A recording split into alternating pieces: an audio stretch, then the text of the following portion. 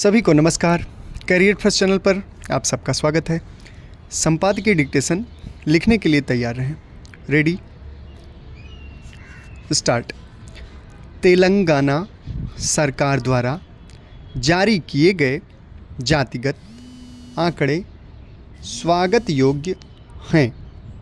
इसके पहले बिहार सरकार ने भी जातिगत आंकड़े जारी किए थे।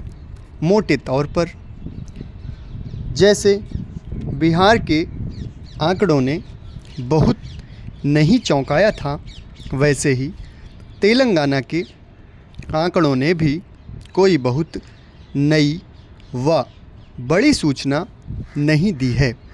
अव्वल तो यह बात सही है कि जब ऐसे आंकड़े जारी होते हैं तो लोगों के मन में चल रहे अनेक तरह के भ्रम दूर होते हैं और जो तथ्य सामने आते हैं उनके आधार पर राजनीतिक, आर्थिक और सामाजिक फैसले लेने में सहूलियत होती है।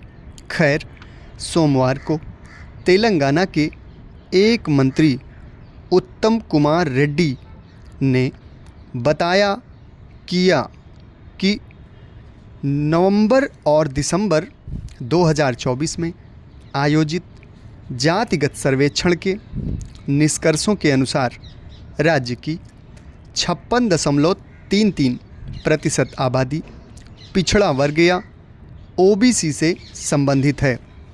हालांकि यह ध्यान देने की बात है कि ओबीसी में ऐसे लोग भी शामिल हैं जिन्होंने ईसाई धर्म अपना लिया है। वैसे पिछड़ा वर्ग में मुस्लिमों की आबादी 10.08% है। मतलब तेलंगाना के ज़्यादातर मुस्लिम पिछड़े हैं। बिहार में भी लगभग यही स्थिति है।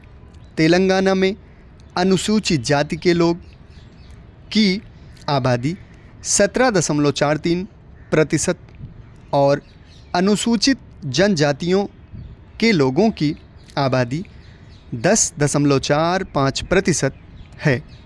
अगर तुलना करें तो बिहार में अनुसूचित जाति की आबादी 19.65% है, जबकि अनुसूचित जनजाति की महज 1.68%।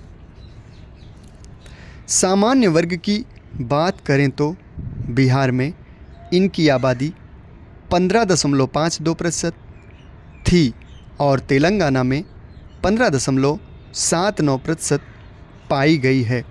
वैसे तो जातिगत सर्वेक्षण आंध्र प्रदेश में भी चल रहा है, लेकिन कुछ अन्य राज्यों में भी इसकी मांग हो रही है। पर ज़्यादातर राज्य चाहते हैं कि देश की सामान्य जनगणना के तहत ही जातिगत जनगणना भी हो जाए। बिहार और तेलंगाना के आंकड़े कुछ बातों को साफ कर देते हैं। पहली बात, अपने देश में अन्य पिछड़ा वर्ग की आबादी समग्रता में 50% से ज़्यादा है। दूसरी, अनुसूचित जाति और जनजातियों की आबादी का अनुपात 30% के आसपास है। तीसरी, सामान्य श्रेणी के लोगों की आबादी शायद ही किसी राज्य में 20% से ऊपर होगी। तेलंगाना के आंकड़े बताते हैं कि वहाँ सामान्य श्रेणी के 2.48% मुस्लिम हैं। मतलब पिछड़े मुस्लिमों का प्रतिशत 10% के करीब है। देश के समेकित विकास के लिए पिछड़े मुस्लिमों की शिक्षा, विकास और प्रतिनिधित्व पर ध्यान देने की ज़रूरत है। अनुसूचित जाति और जनजातियों के लिए तो अनेक प्रावधान हैं, पर अन्य पिछड़ा वर्ग के लिए ज़्यादा प्रयासों की मांग गलत नहीं है। तेलंगाना में पिछड़ा वर्ग के रूप में वर्गीकृत कम से कम 162 समुदाय हैं, जिन्हें 5 समूहों में बांटा गया है। समाप्त। धन्यवाद।